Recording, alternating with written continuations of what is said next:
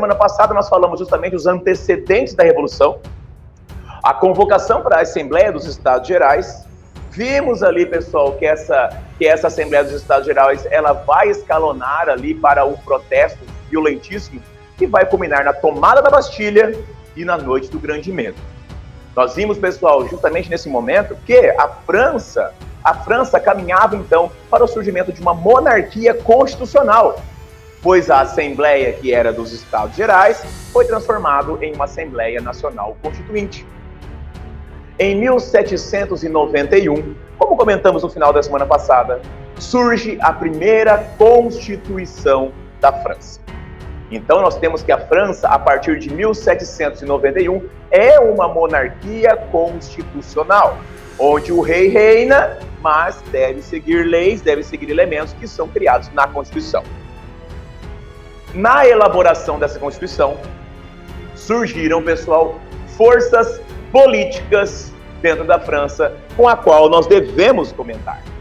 Surgiram grupos, porque enquanto eles estavam todos querendo derrubar a monarquia, estava todo mundo unido. Só que a partir do momento que a monarquia foi transformada em uma monarquia constitucional, o absolutismo foi derrubado, surgiram grupos interessados em cada qual no seu próprio desenvolvimento. Surgiram os girondinos, formados pela alta elite francesa, os grandes comerciantes, os grandes fazendeiros, né, pessoal? A elite, a alta burguesia. Esses girondinos eram chamados conservadores, porque para para criar esse grupo, as transformações que a França deveria passar já haviam acontecido. Não precisava mais ter nenhum tipo de transformação na economia, nem muito menos a transformação na sociedade francesa.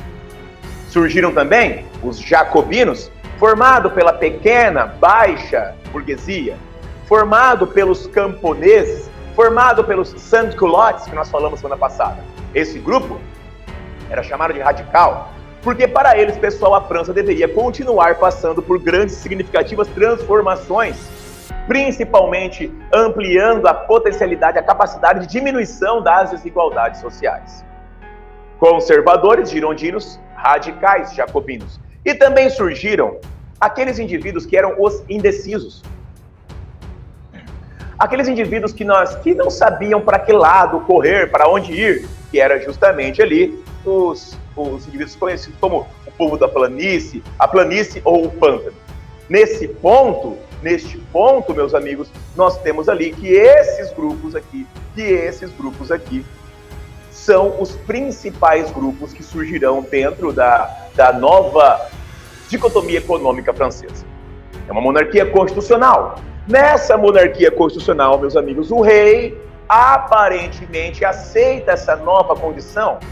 No entanto, na realidade, o rei Luís XVI tramava planos conspiratórios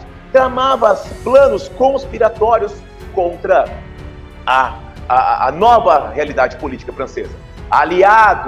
Buscando aliados em países absolutistas internacionais, principalmente com a Áustria, que era ali seu parente, afinal de contas, a sua esposa Maria Antonieta era uma princesa austríaca. E justamente quando ele busca esses elementos, é que então ele resolve fazer o que ficou conhecido como a traição do rei. O rei Luís XVI se disfarça de uma pessoa comum, ele e sua família, e se encaminhavam para a Áustria disfarçados. O objetivo dessa ida para a Áustria era justamente poder chegar até a Áustria, se aliar com o rei da Áustria e liderar o exército austríaco de volta para a França para acabar com a Revolução. Este era o plano. O problema é que quando ele estava quase chegando lá na Áustria, Luís XVI vai ser descoberto, Luís XVI vai ser aprisionado e retornará para Paris como prisioneiro, Luís XVI e toda a sua família, em 1791. Esse ponto é importantíssimo para entendermos que, até este momento, havia uma monarquia constitucional, As camadas mais conservadoras da França haviam conseguido convencer de que o rei Luís XVI era um aliado da Revolução e que ele estava do lado dos revolucionários. Por isso a monarquia prevaleceu. No entanto, com a descoberta dessa traição do rei, com a descoberta dessa traição real, ele foi ser preso e vai ser considerado um traidor.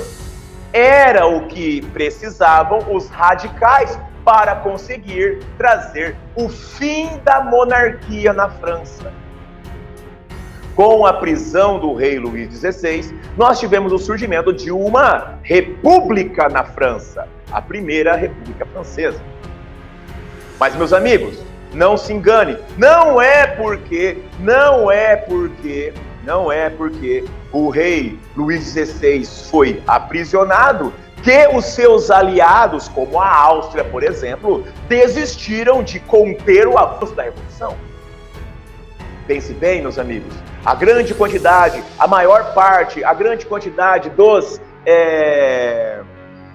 dos países que haviam na Europa naquele momento eram países absolutistas. Esses países absolutistas, meus amigos, estavam tentando conter o avanço da Revolução Francesa.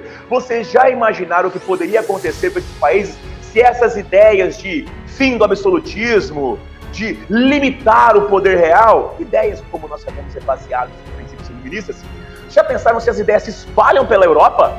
Então era necessário conter essas ideias. E é para conter essas ideias que vai surgir aqui, pessoal, a primeira coligação contra a França. Essa primeira coligação contra a França, pessoal, formado principalmente pelos países absolutistas vizinhos da França, principalmente por Áustria, Prússia, né, e outros, eles vão atacar a França tentando conseguir derrubar a Revolução. Neste momento, o governo da França literalmente vai se transformar. Temos a fase conhecida como a fase da Convenção Nacional. A Convenção Nacional, que vai ser o período onde nós teremos uma república na França, vai acontecer aqui de 1792 a 1795. É um momento onde os revolucionários precisam se fortalecer, se consolidar para impedir que essa situação de contra-revolução aconteça. Um dos pontos principais, meus amigos, que nós temos nesse momento é que cada vez mais, lembre-se, nós temos 3 grupos: os girondinos conservadores, os jacobinos radicais e os indecisos. Esses grupos, pessoal, que norteavam as ações do governo revolucionário. Na primeira fase, quem estava norteando essas decisões eram os girondinos, por isso que houve uma monarquia constitucional. Mas, com a traição do rei, com o ataque da coligação, cada vez mais a voz dos jacobinos vai ganhando força. E essa força da voz jacobina fica evidente no ano de 1793. Os jacobinos, meus amigos, eram terminantemente contrários à existência da monarquia. E é por isso que, em 1793, nós tivemos a execução do rei Luís XVI. O rei Luís XVI será executado na guilhotina como traidor da nação francesa. O governo da Convenção Nacional, cada vez mais tomado pelo discurso radical jacobino, traz grandes transformações para essa nova realidade francesa, onde nós temos ali que surge uma república, onde nós temos ali que há os ataques internacionais, todos esses problemas acontecendo. E é por isso que o governo da França, agora cada vez mais radical, cada vez mais jacobino, fará essas transformações. Primeiro, né, pessoal, nós temos que surgirá o chamado Comitê de Salvação Nacional. Esse Comitê de Salvação Nacional, meus amigos, está empenhado justamente em conter, descobrir e conter o avanço desses traidores da Revolução, tal qual foi o Luís XVI. Nesse processo do Comitê de Salvação Nacional, pessoal, nós tivemos ali o surgimento de uma Guarda Nacional, nós temos a estruturação de um exército revolucionário para combater os inimigos da Revolução que estão invadindo a França. Nós também tivemos o surgimento dos tribunais revolucionários que iriam julgar e condenar estes traidores da Revolução. Essas atitudes, pessoal, dão ainda mais força para o discurso jacobino no poder da França. E, em 1794, nós temos que os jacobinos assumem o poder do governo francês, literalmente. O líder dessa nova república, o líder dessa nova convenção nacional, no momento também chamado assim, será um líder jacobino. Sobre os jacobinos, pessoal, é claro, nós temos vários integrantes desse partido, desse grupo, mas alguns deles devem ser nomeados e norteados. Nós temos aqui, pessoal, dois importantíssimos líderes jacobinos. Danton, que vai liderar os tribunais revolucionários, e é ele uma das principais vozes a engrossar o coro da exigência da execução do Luís XVI. Jean-Paul Marat. Jean-Paul Marat, meus amigos, um médico frustrado que não conseguiu cair nas graças da aristocracia francesa e por isso tinha grandes mágoas e um desejo incontrolável de vingança contra a aristocracia.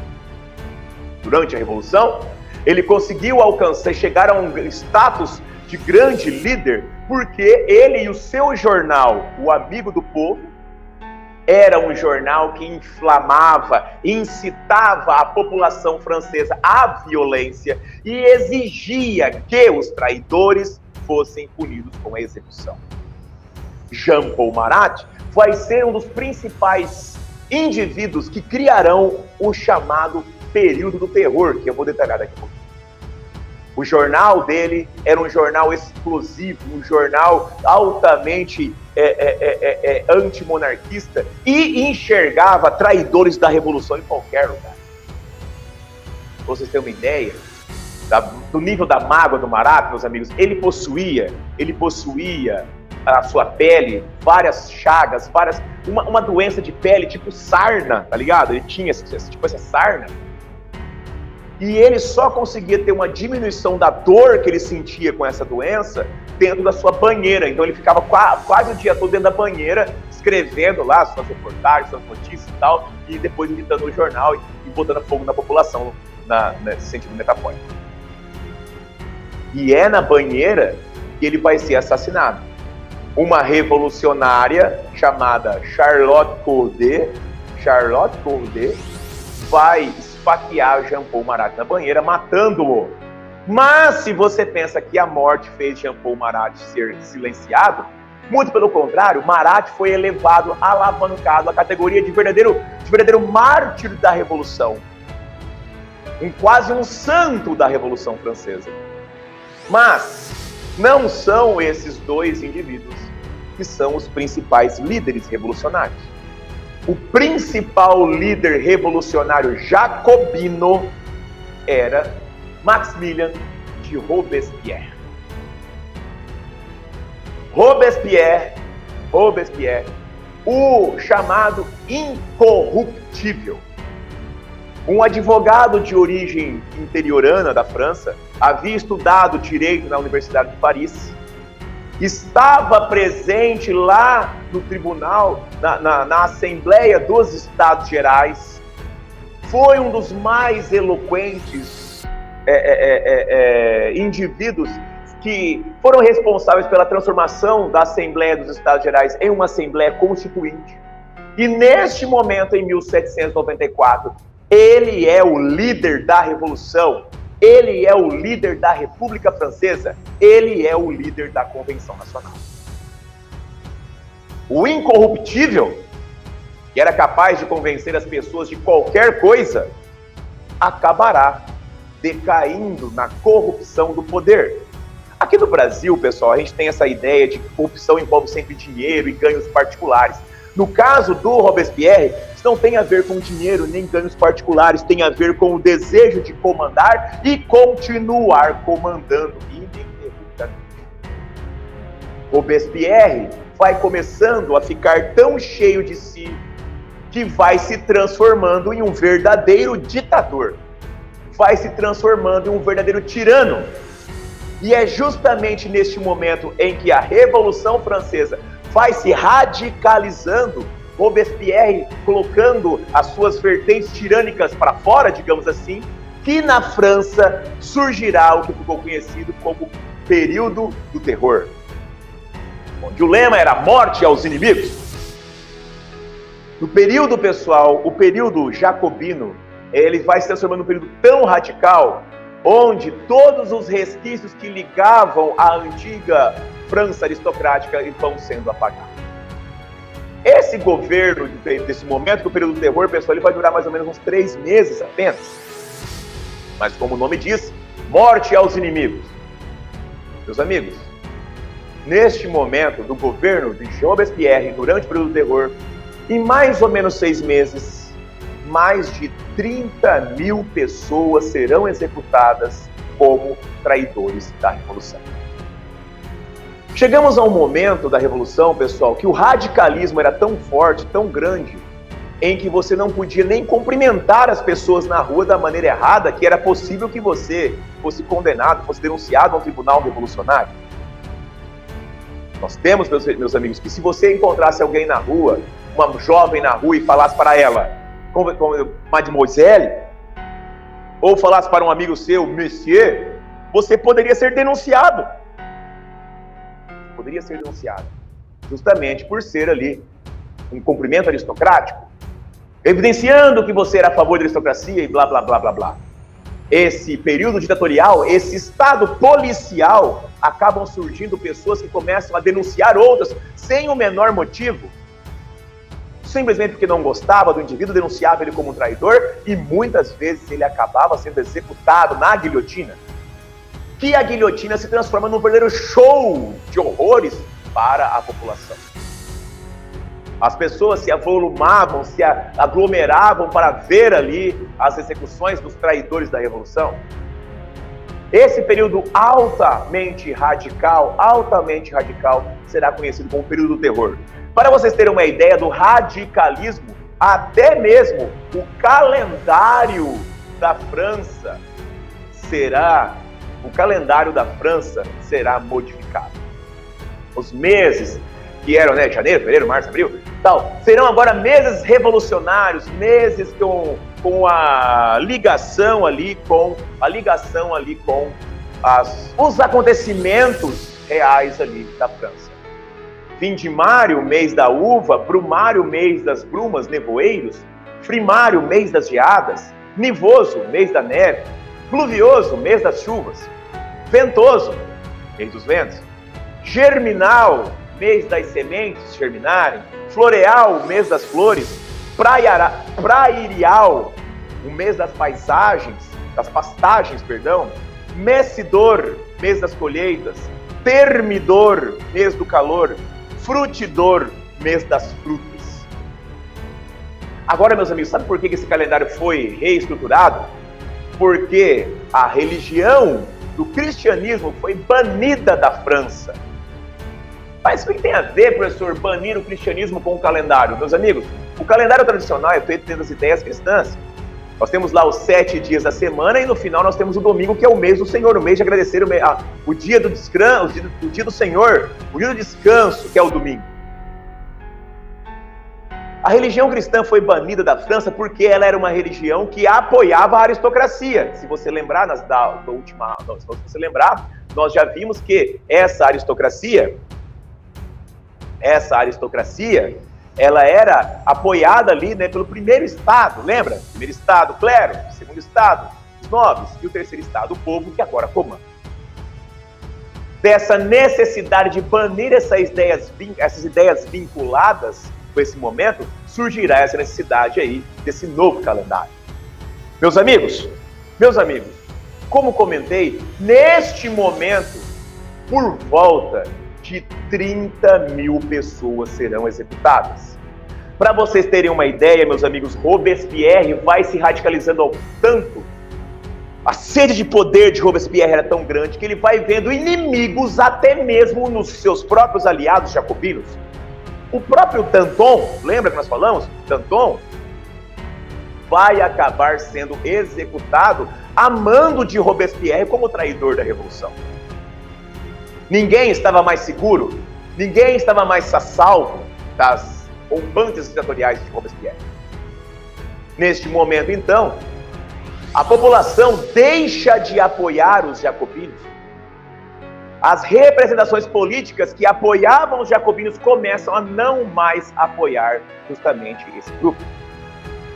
E é porque os jacobinos, nessa radicalização, perderam o apoio tanto da população quanto o apoio das camadas políticas, que os girondinos organizarão um golpe para derrubar Robespierre. Esse golpe organizado pelos girondinos, lembra?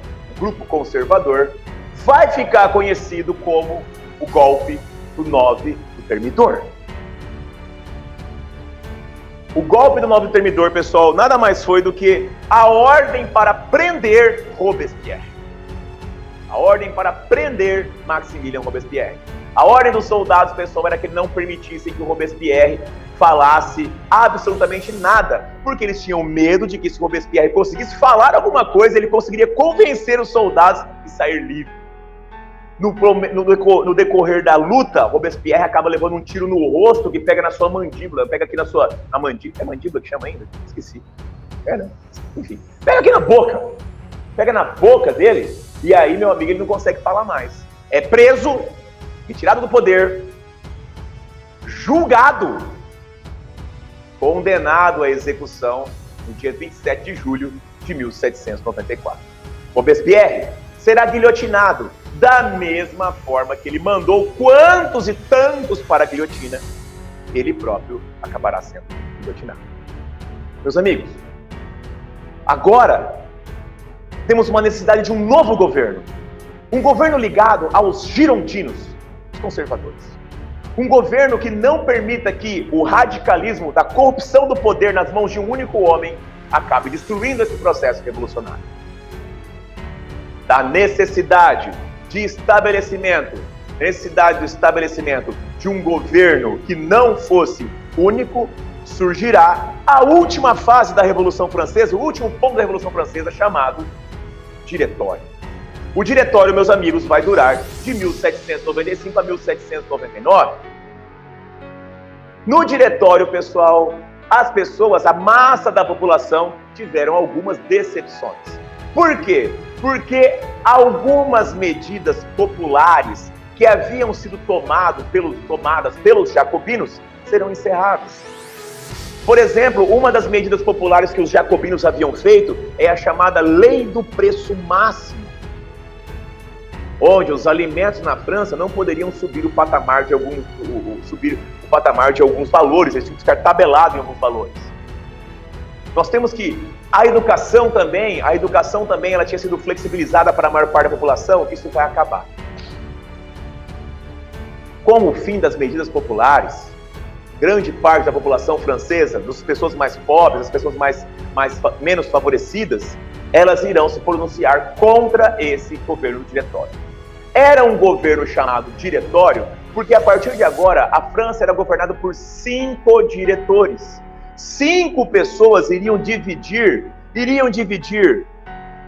as decisões que seriam tomadas no governo francês. Esses 5 diretores não mais conseguiriam unificar o poder e dessa forma, então, teoricamente, não haveria mais aquele problema da corrupção do poder que se abateu pelo Robespierre, que era, lembra? O incorruptível. Esses 5 diretores eram 5 diretores escolhidos no partido girondino. Mas como nós vimos, a camada menos favorecida se posicionava contra esse governo. E é por isso que surgirá a chamada Conjura dos Iguais, de 1796. A Conjura ou Conjuração dos Iguais, de 1796, vai ser uma tentativa jacobina de derrubar o governo do Diretório.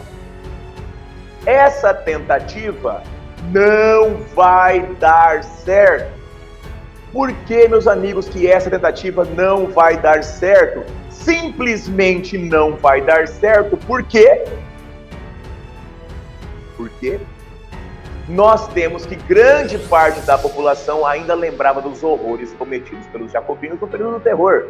Então pouca gente aderiu a isso.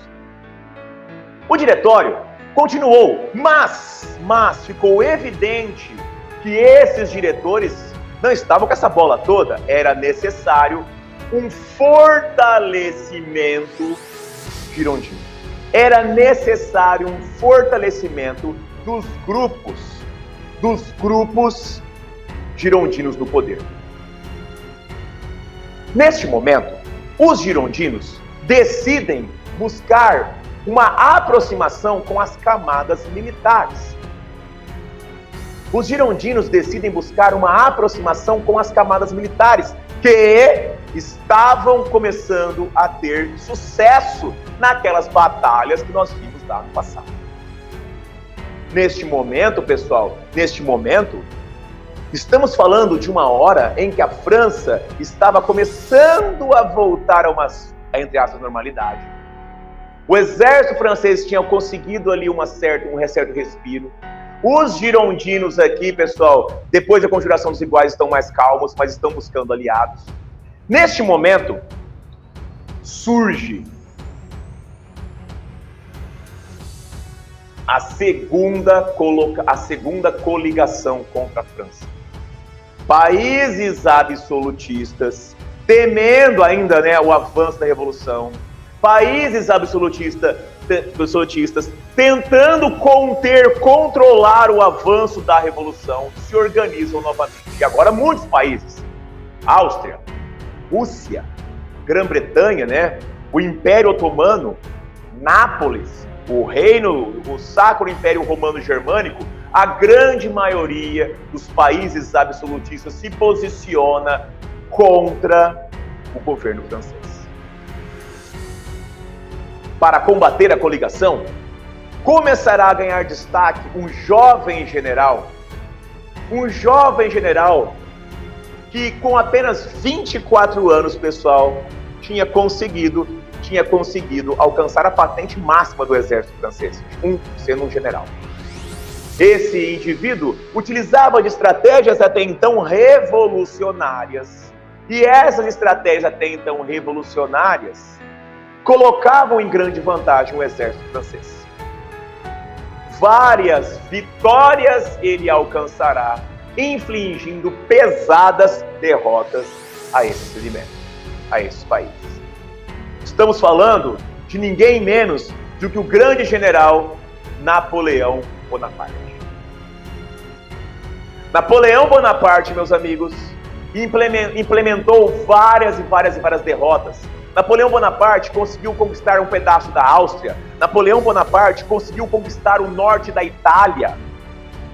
Napoleão Bonaparte, meus amigos, não apenas era vitorioso contra os inimigos da França, mas ele expandiu os territórios. Ele expandiu os territórios franceses. Napoleão Bonaparte, meus amigos, estava, neste momento, depois de ter sido vitorioso, ele estava em uma campanha no Egito, tentando justamente implementar derrotas à Grã-Bretanha que comandava o Egito. E é lá no Egito que vai ser descoberto, pessoal, a Pedra da Roseta, que é o que foi utilizado para traduzir os hieróglifos egípcios. Eu agradeço essa descoberta a Napoleão. Champollion ficará anos para decifrar os hieróglifos. Napoleão, pessoal, é um general extremamente famoso. Ele é quase um ídolo, ele é quase um deus para as tropas. E é por isso, pessoal, que essa fama fará com que Napoleão seja convidado para o diretório francês. Como nós vimos, os diretores estavam buscando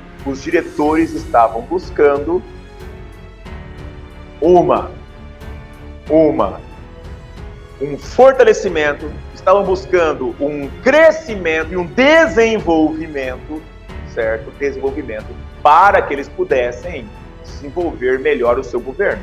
E viam nos militares essa chance, e ninguém melhor do que Napoleão. Mas, meus amigos, Napoleão tinha seus próprios planos. Napoleão não queria ficar e não desejava ficar limitado a um simples diretório.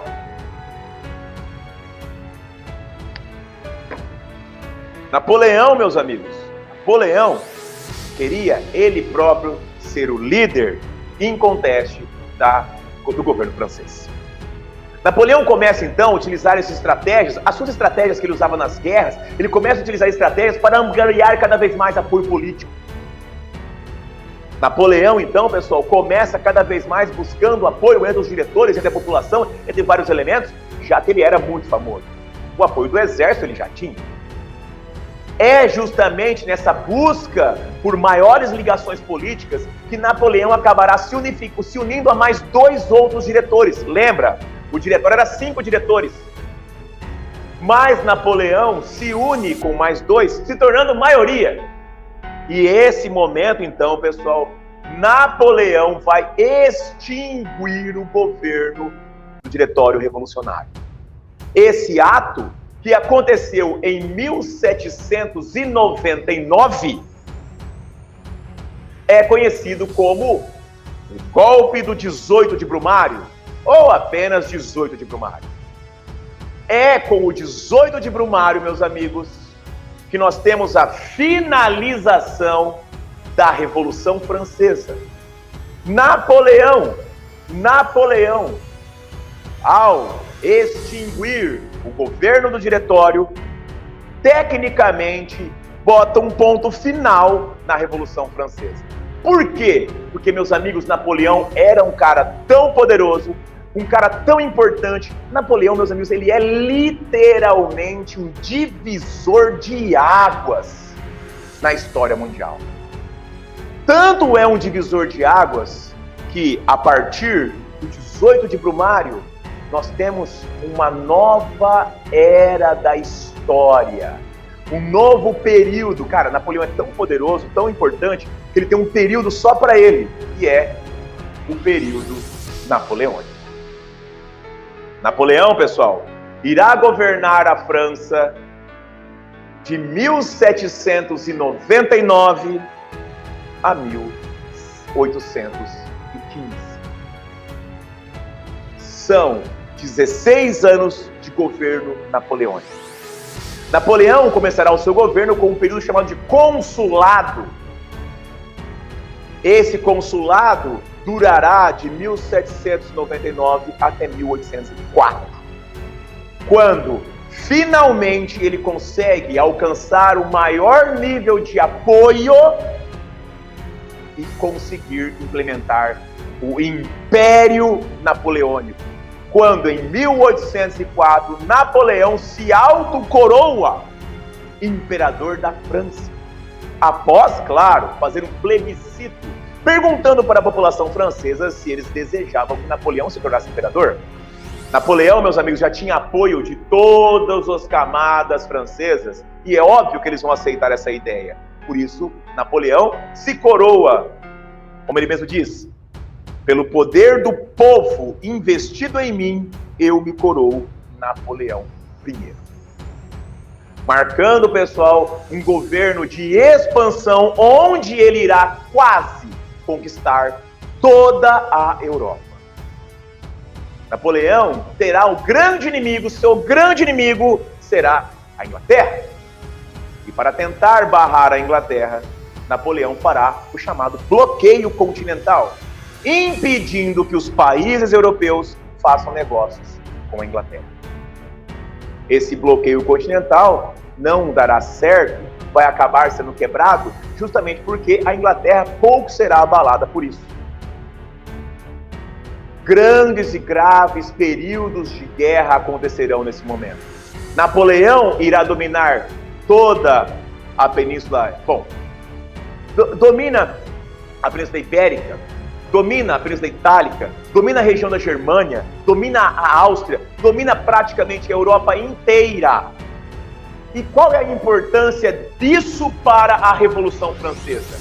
Meus amigos, quando Napoleão domina a Europa, ele expande os ideais revolucionários, os ideais iluministas, a constitucionalidade, os direitos do homem e do cidadão, todos serão expandidos por Napoleão. Claro que ele fez isso porque ele, na verdade, tentava ampliar o seu próprio governo. Mas ao fazer isso, ao tentar afrancesar toda a Europa, Napoleão acaba colocando os ideais revolucionários em um outro patamar, em um outro nível, fazendo com que os ideais ganhem praticamente o mundo. Meus queridos amigos, é com o início do período napoleônico que se encerra a Revolução Francesa, dando início justamente à questão do governo de Napoleão.